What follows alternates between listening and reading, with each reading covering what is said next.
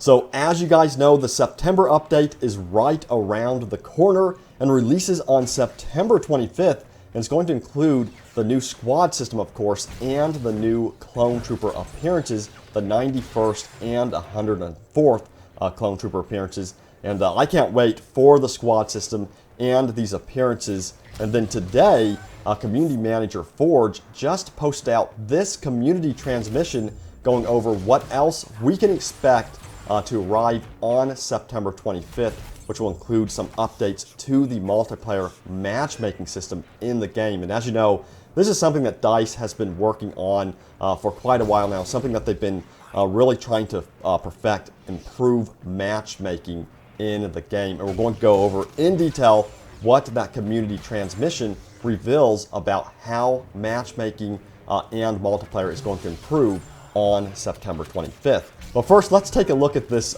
tweet that was posted by the community manager today, teasing Geonosis. So Benwalk said, when your only meeting of the day is a playtest on Geonosis. And then he puts a picture of Lando grinning real big. And boy, do I wish I was a part of that playtest, guys, because I cannot wait to see Geonosis. You know, it's going to be really exciting in November when Geonosis finally releases, and I cannot wait for the first trailer or first glimpse of Geonosis. But to know that DICE is doing playtests of Geonosis, and that was their meeting today, is pretty exciting. So again, I wish I was a fly on the wall to see what was going on. But let me know, what do you guys hope for Geonosis? What do you think the map layout's going to look like? Let me know in the comments below what your hopes are for Geonosis. But let's jump into the community transmission about the matchmaking. I'm just going to go over this in detail and see what DICE had to say about improvements coming to matchmaking. So it says, coming in the squad system update are some further changes to matchmaking. Without getting too technical, we are changing the way the game and our servers interact with each other when switching rounds. And with these changes should come a host of benefits, all of which you'll read below. So then it goes on to say, end of round matchmaking is a feature you will have noticed before. It's something that has been turned on and tested at intermittent periods over the last few months. We've had some good success with it, but the testing also flagged some issues, such as being placed in empty servers.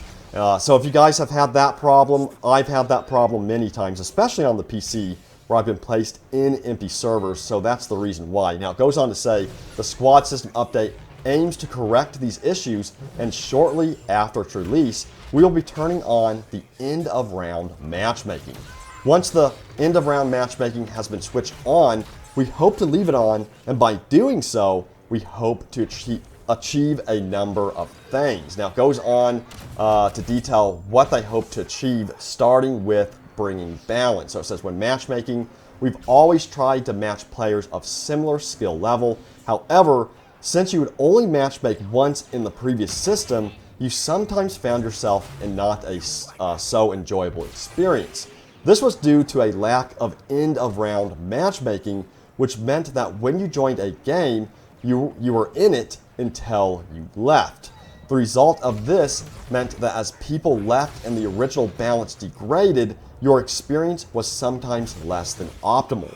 With end-of-round matchmaking taking place after each match, players and teams should be scrambled more often, making it less likely that you will find yourself stuck in a poorly balanced game for more than a few rounds. So that's really good news, because I have noticed that, you know, as I continue to play, sometimes matches get so ridiculously unbalanced that it's not even funny, and I have to leave the game and then try to rematch into a different type of game. I've noticed that it's either lopsided to the point where I'm winning way too much, or it's the other way around where I'm losing, and it's really not fun either way.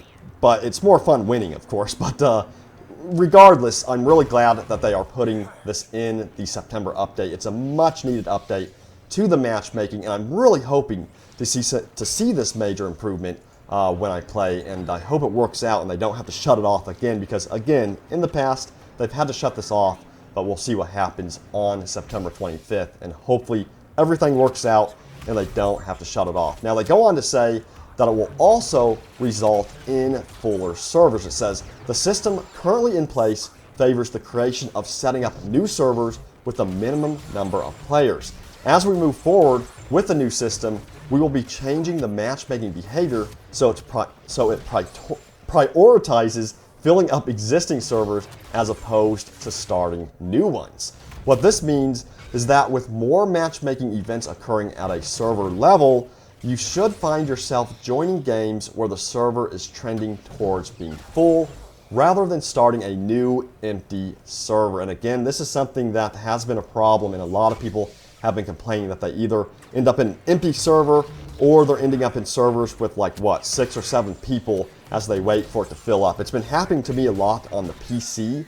On the PS4, it doesn't happen to me as often, but on the PC, for me personally, it seems to be a big issue.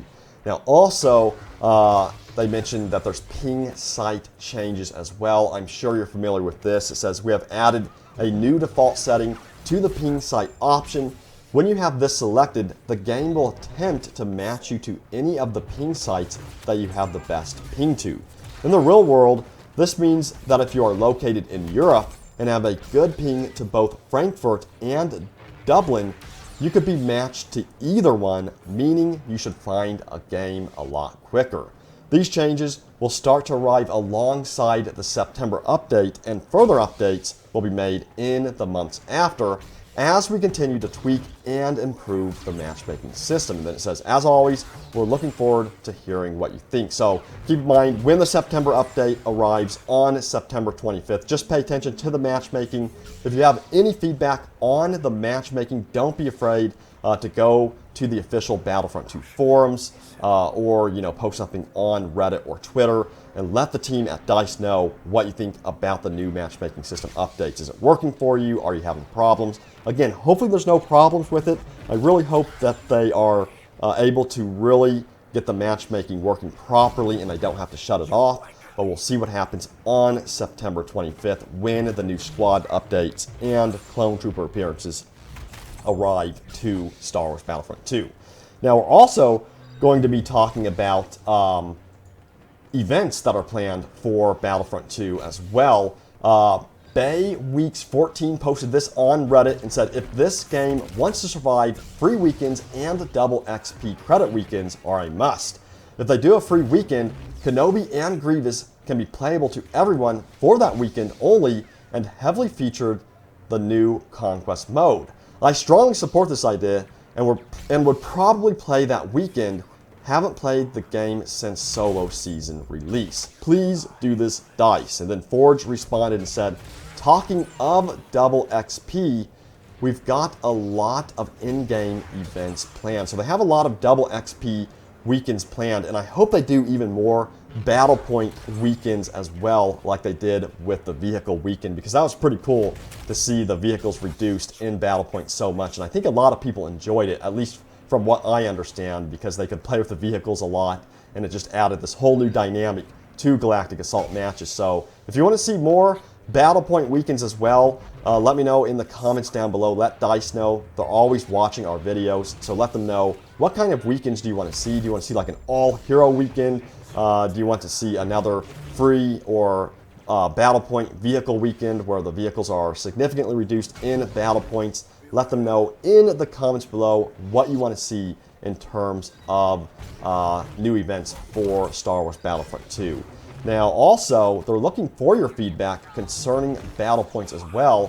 The community manager posted this out on Reddit and says, following on from our first ever Battle Point event, we've been seeing a lot of great discussion around the topic, and we thought it would be great to get all that feedback into one place. We're currently looking at Battle Points and the costs associated with heroes and vehicles. Now that we are all here, let's talk Battle Points. And then he goes on to ask, what do you think of the current costs? What changes would you like to see us make? What do you think of the Battle Point event? And any other feedback you can think of around the use of Battle Points. And then they're looking forward to reading your feedback. So you can go on Reddit, find this post, and then leave your feedback if you want to, or just post in the comments down below. What do you think about the cost of heroes concerning Battle Points?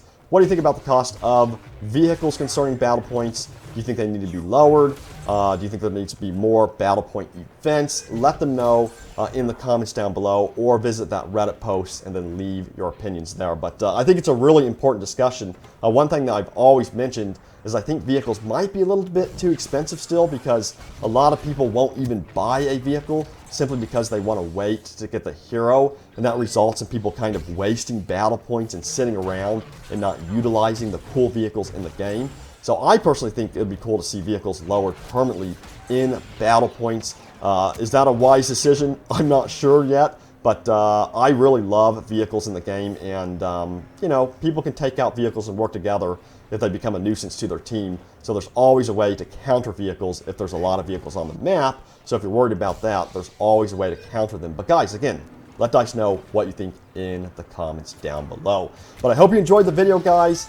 We'll be doing more updates as we get near the September release. It's so close now on September 25th. And then, of course, we're going to be getting into October soon.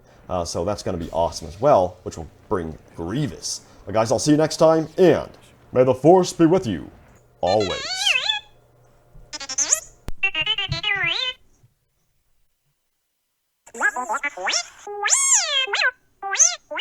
Wow.